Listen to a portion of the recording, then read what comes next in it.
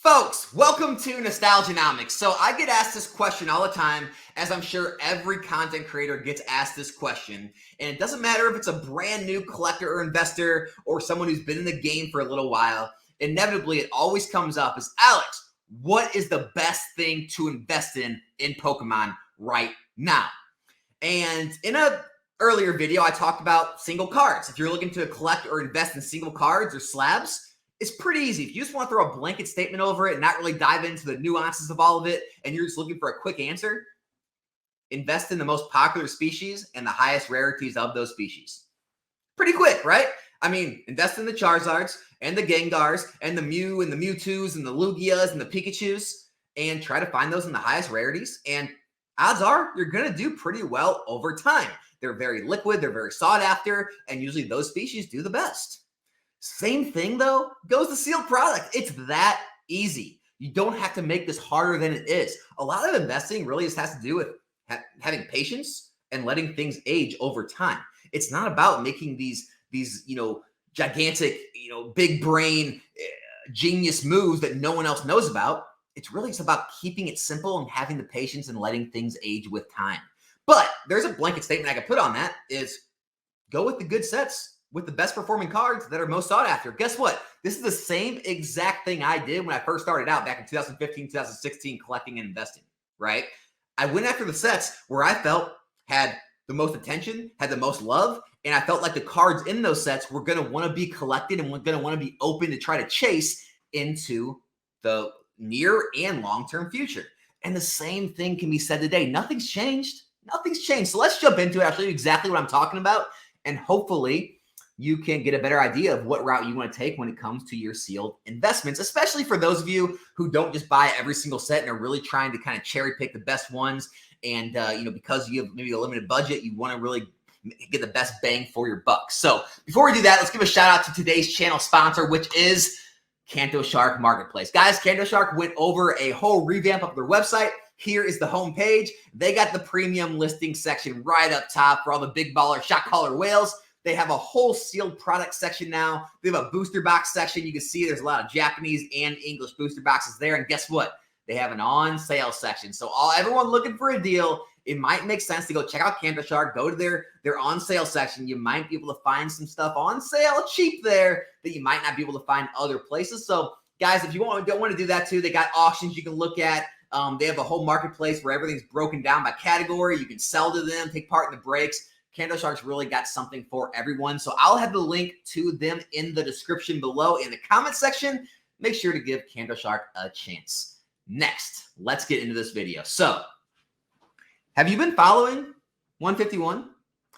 So normally as sets, come out and they age a little bit and the product works its way out and everyone's opening it and more singles hit the market. And then as more supply hits the market, like you're seeing right now, and the ETBs start to fall under $50 into the mid 40s under retail price, right? And, the ultra premium collections down here, it says 90s, but a lot of people were finding them for in the 80s. I think someone even said they were $79.99 on Black Friday. Usually you start to see the singles drop as well. Nope. 151 cannot be stopped. This Charizard card was $105 about a month ago. Now it's 135, 140. It just doesn't stop. Blastoise is up to 50. Venusaur is almost 50. You got the Zapdos in the 40s, Charizard, Alakazam, Charmander, all in the 30s. And then as it goes down, look at this. These are all $20 cards still in this set. Almost the entire front page. Well, the entire front page is over $10, but it's all in the teens. This is not normal for a set that old. So when you're talking about, well, Alex, what's the best set to invest in? It's screaming at you. This is celebrations on crack. I mean, this set, if this doesn't perform well, I don't know what will anymore. So yeah, if I'm looking to move into a set right now, 151 is probably going to be one of the best performing sets in the Scarlet Violet era in terms of the love for it, how many people continuously want to open this product, how many people are going to want to continue to open this product into the future. Even if the cards dip in value, it's just fun to open and experience the original 151. And as these steel products continue to fall and you find deals, this is one of the sets I'd be looking to move into. The other set, I called it from the very beginning when it got released and everyone hated it. Paldea Evolved. Guys, We're going to look at Scarlet Violet Base and Obsidian Flames in a second. This is the second set released in Scarlet and Violet. Look at these cards holding up. $85 market price Iona. We're not seeing that as other top hits in other sets. Magikarp it's a $70 market price card. Here, let's go ahead and click on the Magikarp. We'll see exactly how it's doing and what it's selling for. Here you go. Look at that. Look at that chart. Look, in the big scary bull market, oh, everything's going to zero. Well, guess what? This single's still ticking up. Here's a sale right here. $71.82 today, the 28th, after Black Friday, after Cyber Monday, after all the coupons and codes and all that. Still selling at a crazy high amount.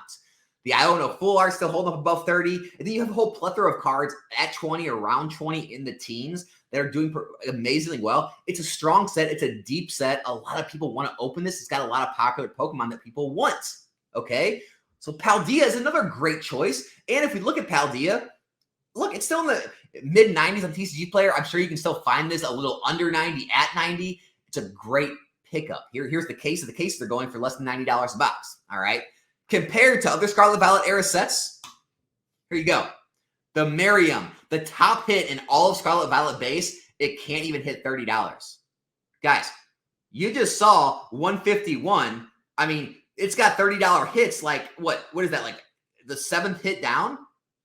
Scarlet Violet base top hit can't even hit that. Then you got the Gardevoir barely over 20, the Meridian EX at 20, and then it just goes down and down from there. You're barely able to have $10 cards as you get down to like the 9th, 10th hit of the set. So when you see sets performing this poorly, right, and you still see them selling not too far under what Paldea is, it makes you think, well, why would I pay around the same amount per booster box when I can get a set that's that much stronger with cards that still have $85 cards? Or I can get 151 ETBs or UPCs that have cards in there that are over 100, over 50, around 50, all tons of cards in the 20s and 30s, right? Same thing goes for Obsidian Flames. Look at this. The top hit in the set now is $62. Let's go look at it.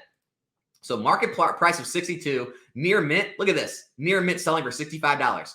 Trending down, kind of stabilizing. Like I told you, things are stabilizing, but other than the 3 Charizards and even this one EX, look at this. You can't even find a $10 plus card in the set. I mean, we're on the first page and you're almost down to dollar cards. These are like bulk cards. It's just a Charizard set. I mean, it's a little better than Darkness Ablaze maybe, but then you look at the price of the box, it's more than Paldea. Why in the world would you ever buy Obsidian Flames when this is what you're offered in the set, right? When you can go back and buy Paldea for less when this is what you're offered in the set. So it's pretty easy to see these things. And guys, this happens every single era, right? This is not something exclusive to Scarlet and Violet, right? You see this with Sword and Shield, right? You see that, I mean, obviously Sword and Shield base in Rebel class had low print runs, that's why they're high. But Evolving Skies, right? Going to the Moon. Celebration's performing extremely well. $80 in ETB. You can see Chilling Reign and Fusion Strike and some of these strong sets. They're starting to see these major rises. It's not because anything's being pumped. It's because they are strong sets that people actually want, that they want the cards and they like the cards. They want to open them. It's fun, right? Then you go back to Sun and Moon base. You're like, well, why did all the tag team sets explode? Because they're great sets. We didn't see a lot of the other sets explode. We didn't see like the base sets and the Guardians Rising and the Forbidden Light. Some of those weak sets have crazy rise. They've been going up, but not crazy rises the way that Team Up, Unbroken Bonds, Cosmic Eclipse, and Unified Minds did, because those are extremely strong sets that people liked. And then you go back to XY. Why do you think Flashfire is $3,000 a box? Why do you think Phantom Forces is $2,000 a box? Everyone wants those Charizards. Everyone wants the Gengars and the Silver Dialga. Why do you think Ancient Origins is doing so well? Why do you think Evolutions is doing so well? It's because they're strong sets that people actually like. So if you're confused about what to do in the Scarlet Violet era, go after the strong sets that have the cards that people actually like, the singles that are holding up, and the sets that are just strong all around. So that's kind of, if you want a blanket statement of what to invest in, that's my blanket statement. All right. It's pretty easy. Look at what sets have the best singles that are holding up. Find those sets when they're actually dipping down and pretty cheap compared to the rest of the era. And normally on average, over time with patience, you're usually gonna do pretty well. So hope everyone enjoyed the video. I'll have links to some Paldea and some 151 deals I can find on eBay if anyone wants to pick those up if you haven't yet.